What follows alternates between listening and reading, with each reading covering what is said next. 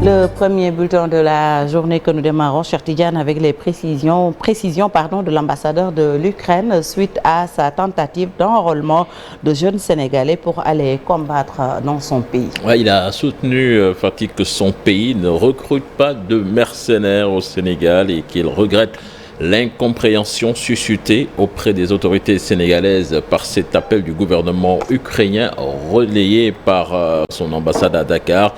Il appelle les médias sénégalais à ne pas politiser ou manipuler des informations dont l'origine ne fait pas de doute, et l'ambassadeur d'affirmer que l'Ukraine respecte strictement la législation sénégalaise et n'agira en aucune manière à son encontre. Et puis le président de la Fédération du Parti démocratique sénégalais de Guédiawaye destitué. Diogo Dieng, il est accusé d'avoir voté pour la coalition Benno Bokk Yakaar lors de l'élection du bureau municipal de la ville de Guédiawaye, malgré les injonctions du parti. Il est privé de rendre le tablier.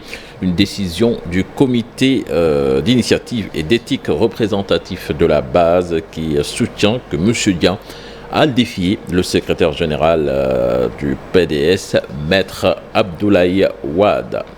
Et puis, campagne arachidière, Cheikh Tidiane, les producteurs craignent un déficit de semences pour l'hivernage prochain. En effet, seules 6 000 tonnes d'arachides ont été collectées, contrairement à l'année dernière où à cette époque 10 000 l'ont été. À cela s'ajoute la mauvaise qualité des graines qui commencent à pourrir dans certains lieux de stockage. On voit cela dans cet élément signé Oumar Ndiaye et Boubacar Falbob. Les opérateurs économiques jugent la campagne de commercialisation de l'arachide très déséquilibrée. Seules 6 000 tonnes sont collectées alors que l'année dernière, en pareille période, plus de 10 000 tonnes ont été rassemblées. Les années passées, en pareille période, nous arrivons à collecter 10 000 à 15 000 tonnes. Il y a un grand déficit comparé à cette année. Aussi, parmi les opérateurs qui ont livré leur collecte à l'usine depuis janvier, beaucoup ne sont pas encore payés. À Kaffrine, dans le réseau pour la collecte des semences certifiées, nous ne sommes qu'à 5 000, voire 6 000 tonnes. Et il faut préciser que nous n'avons pas encore reçu de financement.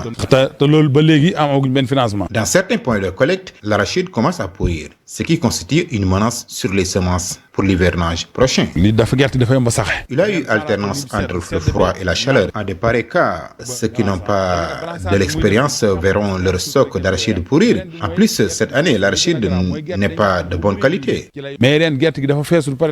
Si les organisateurs se félicitent d'une avance sur le reliquat de 800 millions que leur doit l'État, ils demandent plus pour augmenter leur pouvoir d'achat et anticiper les difficultés. L'État a fait des avances sur le reliquat, mais nous demandons qu'il fasse plus pour permettre aux banques de financer afin que nous puissions continuer la collecte de la semence certifiée.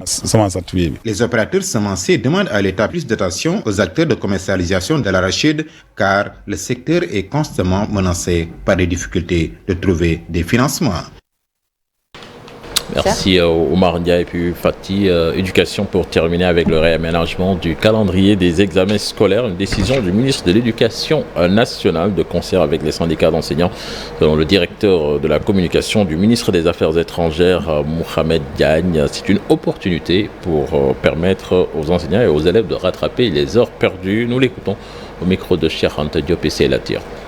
Après les accords signés avec les différents syndicats d'enseignants, le ministère de l'Éducation nationale a travaillé sur un réaménagement du calendrier scolaire pour permettre et donner toutes les chances aux élèves de réussir aussi bien aux compositions qu'aux différents examens et concours.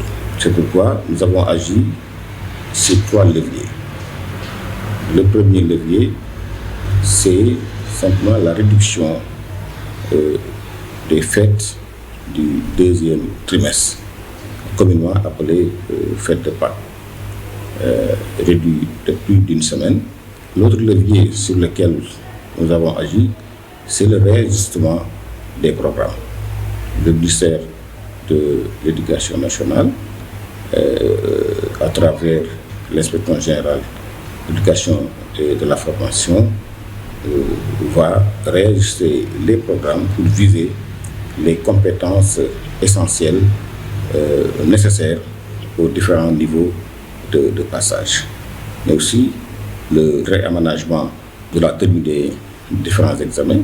Le CFE il sera tenu les 22 et 23 juin. Le BFM le 21 juillet. Et enfin pour le bac, des discussions seront entamées avec le ministère de l'Enseignement supérieur. Il sera également procédé à des cours de renforcement. Là, c'est le ministère de l'Éducation nationale au lieu des Affaires étrangères, Fatidia. Merci beaucoup, cher Tidiane. Et puis, on se retrouve juste après pour les actualités internationales. Après le jingle. Alors.